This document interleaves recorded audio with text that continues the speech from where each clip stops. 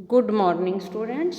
आज हम व्याकरण के टॉपिक वाक्य की दोहराई करेंगे। इससे पहले हम 3 टॉपिक रिवाइज कर चुके हैं और मैंने आपको लगभग हर वीडियो में बताया है कि इस बार आपके व्याकरण जो आएगी बहुविकल्पीय यानी कि MCQs में ही आएगी, तो उस हिसाब से ही आप उस तरह से यहाँ तैयारी करें। तो आज का हमारा टॉपिक है वाक्य। वाक्य क्या होता है? मनुष्य जो है, जैसा कि आप जानते हो, सामाजिक प्राणी है। वह समाज में रहकर अपने मन के भाव दूसरों को बताना चाहता है तथा उनके विचारों को सुनना जानना चाहता है। इसके लिए वह भाषा का सहारा लेता है। यह भाषा उसके मुँह से शब्दों या वाक्यों के माध्यम से व्यक्त होती है। शब्दों की रचना वर्णों के सार्थक मेल से होती है। जैसे कि आपको पता है, भाषा की सबसे छोटी इकाई होती है वर्ण, और वर्णों के सार्थक मेल से शब्द बनते हैं। इन्हीं सार्थक शब्दों के सार्थक एवं व्यवस्थित मेल से वाक्य बनते हैं। वाक्य भाषा की सबसे छोटी इकाई है, जिनके द्वारा लिखने या बोलने के वाले के मन का आशय समझ में आ जाता है। इस तरह हम कह सकते हैं कि मनुष्य के विचारों को व्यक्त करने वाला शब्द समूह जो व्यवस्थित हो तथा पूर्ण आशय प्रकट करे, वाक्य कहलाता है। वाक्य के 2 अंग होते हैं। संरचना के आधार पर इसको 2 भागों में विभाजित किया जाता है, उद्देश्य और विधेय। उद्देश्य क्या होता है? वाक्य का वह अंग जिसके विषय में कुछ कहा जाए, मतलब कर्ता या कर्ता से रिलेटेड चीज़ जो होती है वो वाक्य होता है। जैसे रामू सो रहा है, राजू खाना खा रहा है, किसान फलों के पेड़ भी लगाते हैं। इसमें एक बात ध्यान रखें कि उद्देश्य का विस्तार हमेशा आगे की तरफ से होता है। इसमें हम कह सकते हैं कि आलसी राम सो रहा है, तो आलसी जो है उसके आगे लगा दिया, ठीक है। इसी तरह हम एग्जाम्पल ले सकते हैं कि लाल फ्रॉक पहने लड़की घूम रही है, तो लड़के के आगे लाल फ्रॉक पहने लगाया, तो ये उसका सारा सेंटेंस जो है उद्देश्य में आता है। दूसरा पार्ट होता है बेटे विधेय। वाक्य में उद्देश्य के बारे में जो कुछ कहा जाए उसे विधेय कहते हैं। जैसे कर्ण खेल रहा है, चित्रकार चित्र बनाता है, ये चित्र बनाता है, खेल रहा है, ये जो है ये विधेय हैं।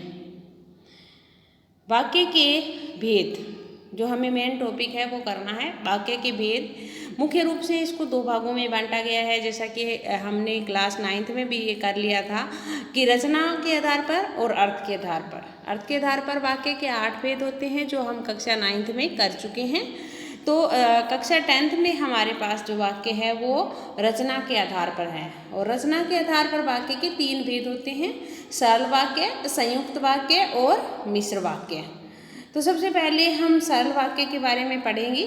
सरल वाक्य क्या होते हैं? सरल वाक्य जिन वाक्यों में एक उद्देश्य और एक विधेय होता है, मतलब कर्ता, कर्म और क्रिया एक ही होती है, ठीक है। जैसे एग्जाम्पल दिए हुए हैं, वर्षा हो रही है, मोहन पतंग उड़ा रहा है, बच्चे मैदान में खेल रहे हैं, रविवार को हम पढ़ेंगे, खाना खाकर सो गया। तो इस तरह से आपको ध्यान रखना है कि सरल वाक्य में एक ही उद्देश्य होता है और एक ही विधेय होता है। इसके बाद दूसरा आपका है संयुक्त वाक्य। संयुक्त वाक्य क्या होता है? जिन वाक्यों में 2 या 2 से अधिक स्वतंत्र उपवाक्य, मतलब 2 उपवाक्य जोड़कर एक समुच्चय बोधक से जुड़े होते हैं, समुच्चय बोधक अव्यय से जुड़े होते हैं, उन्हें संयुक्त वाक्य कहते हैं। जैसे माँ बाजार गई और सब्जियां लेकर आई, आप खाना खाएं और आराम करें, आप चाय पिएंगे या कॉफ़ी। तो और या राम बीमार है इसलिए स्कूल नहीं आया, ये इसलिए विद्यार्थी परिश्रमी होता है तो अवश्य सफल होता है, तो सोमवार को हड़ताल है अतः बाजार बंद रहेगा। ये दोनों वाक्य आप ये देखिए कि अगर हम समुच्चय बोधक को हटाकर पूर्ण विराम लगा दें तो दोनों सेंटेंस अपने आप में पूर्ण, स्वतंत्र इनकी क्रियाएं हैं। देखिए, आप खाना खाएं, पूर्ण विराम, आराम करें, तो दोनों वाक्य पूर्ण हो रहे हैं। ये नहीं कि एक दूसरे पर कोई आश्रित है। तो ये जो है संयुक्त वाक्य है। संयुक्त वाक्य की पहचान कैसे करते हैं? 2 उपवाक्यों के बीच समानाधिकरण संबंध होता है।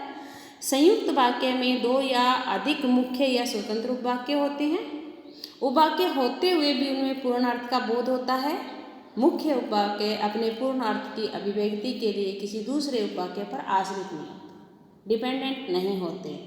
इसके बाद आपका तीसरा है वाक्य का भेद, मिश्र वाक्य, जिस वाक्य में एक मुख्य उपवाक्य होता है। अब देखिए कि संयुक्त वाक्य में दोनों ही अपने आप में पूर्ण होते हैं, कोई भी मुख्य या आश्रित नहीं होता। इसमें क्या होता है, एक मुख्य होता है और दूसरा जो होता है उस पर आश्रित होता है, इसे मिश्र वाक्य कहते हैं। मिश्र वाक्य के उपवाक्य में कि, जैसा तैसा, जो, वह, जब तब, क्योंकि आदि वैधिकरण योजकों से जुड़े होते हैं। जैसे ही शाम हुई बिजली चली गई। जब नई कक्षा में दाखिला होगा तब हम पढ़ेंगे। जब राम आया तो श्याम चला गया। उस लड़के को बुलाओ जिसने काले जूते पहने हैं। जब आंधी आई तो धूल उड़ने लगी। तो इसमें देखिए कि बिजली चली गई, जैसे ये योजक लगा है, श्याम हुई ये आश्रित हुई। हम पढ़ेंगे तो योजक लगा है, जब नई कक्षा में दाखिला लेंगे।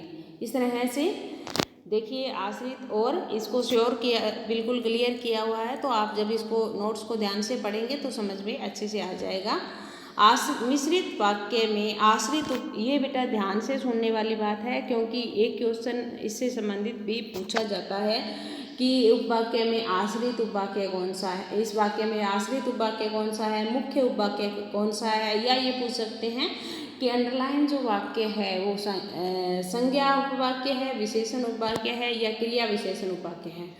तो तीनों तरह से क्वेश्चन इसमें से 2-3 तरह से क्वेश्चन इसमें पूछे जा सकते हैं। तो मिश्रित वाक्य में आश्रित उपवाक्यों के 3 प्रकार होते हैं। संज्ञा उपवाक्य, जो वाक्य में संज्ञा का काम करते हैं वे संज्ञा उपवाक्य कहलाते हैं। संज्ञा उपवाक्य से पहले प्राय की, ये ध्यान रखिए कि संज्ञा वाक्य से पहले प्राय 100% तो नहीं कह सकते, लेकिन आमतौर पर जो है की का प्रयोग होता है। मैं चाहता हूँ कि तुम डॉक्टर बनो। राम को विश्वास है कि श्याम होली पर जरूर आएगा। ऐसा लगता है कि महंगाई कम नहीं होगी। गांधी जी कहते थे कि हिंसा नहीं करनी चाहिए। पवन ने कहा कि वह दिल्ली जाएगा। विशेषण उपवाक्य, जो वाक्य मुख्य उपवाक्य में संज्ञा, सर्वनाम, पदवंत की विशेषता बताते हैं उन्हें विशेषण उपवाक्य कहते हैं। जैसे जिसने कार्य नहीं किया वह खड़ा हो जाए, तो ये विशेषण है। खड़ा कौन होगा? जिसने कार्य नहीं किया। जो आदमी पढ़ाता है वह अध्यापक होता है, तो ये विशेषण है। उन अंकल को बुलाओ जिनके हाथ में बैग है, ये बैग वाले अंकल की विशेषता है। वह साइकिल कहाँ है जिसे आप कल लाए थे, जिससे आप कल आए थे। तो ये जो है इस तरह से इसका प्रयोग होता है। जिसे आप ढूंढ रहे हैं वह तो चला गया। वह आदमी कौन है? जो दशहरी है। वह आम कौन सा है? जो दशहरी है, सॉरी। इसके बाद क्रिया विशेषण उपवाक्य, जिन उपवाक्यों द्वारा मुख्य उपवाक्य में क्रिया की विशेषता बताई जाती है उन्हें क्रिया विशेषण उपवाक्य कहते हैं। क्रिया विशेषण उपवाक्य किसी काल, स्थान, रीति, परिमाण, कार्याकरण आदि का द्योतन करते हैं। मतलब क्रिया विशेषण के 4 भेद है, तुम्हें पता ही है। कालवाचक, स्थानवाचक, रीतिवाचक और परिमाणवाचक। तो इस तरह से इन उपवाक्यों में जहाँ, जैसा, जब, ज्यों, त्यों आदि समुच्चय बोधक का प्रयोग होता है। ध्यान रखें कि जहाँ, जैसा, जब, ज्यों, त्यों आदि का जिसमें प्रयोग होता है आमतौर पर वो क्रिया विशेषण जो है उपवाक्य होता है। जब देखिए, जब राम आया तो बारिश हो रही थी, जब का प्रयोग है बारिश हो रही थी, एक क्रिया विशेषण उपवाक्य है कालवाची। यदि वह पढ़ लेता तो अवश्य अच्छा इंसान बनता, कार्यकारण। जहाँ जहाँ प्रधानमंत्री गए वहाँ उनका भव्य स्वागत हुआ। जहाँ जहाँ, स्थानवाची। जहाँ तुम रहते हो वहीं मैं रहता हूँ, तो ये भी स्थानवाची। जैसा अध्यापक ने बताया बच्चों ने वैसा ही काम किया, तो ये रीतिवाची है। जैसा करोगे वैसा भरोगे, ये भी रीतिवाची है। जितना तुम जानते हो उतना काम करो, ये कालवाची हो गया। तो इस तरह से हमें इस चीज़ का ध्यान रखना है। इसके साथ आपको वर्कशीट अटैच सेंड की जाएगी, जिसमें चारों टॉपिक होंगे। पद परिचय, रस, वाक्य और वाच्य। तो आप उस वर्कशीट को एक बार अभ्यास ज़रूर करें। व्याकरण के चारों टॉपिक हमने रिवीजन में एक बार फिर से ले लिए हैं, इनकी अच्छे से रिवीजन करें। 16 अंक की जो व्याकरण आनी है इन्हीं में से आएगी। एक बार फिर मैं रिपीट कर रही हूँ कि इस बार जो व्याकरण आपकी आनी है वो MCQs में यानी कि बहुविकल्पीय प्रश्न उसमें आएंगे। तो आपको बहुत ही ध्यान से उन प्रश्नों को हल करने की आवश्यकता है, क्योंकि अगर आपका नंबर कटेगा तो पूरा उसमें कटेगा। कहीं पर भी आधा ऑप्शन नहीं मिलेगा आपको कि चलो ठीक ठीक है, कुछ आधा ठीक लिख दिया बच्चे ने तो कुछ नंबर मिल जाते हैं, लेकिन इसमें कोई आपके पास ऑप्शन नहीं होगा। धन्यवाद, आपका दिन शुभ हो।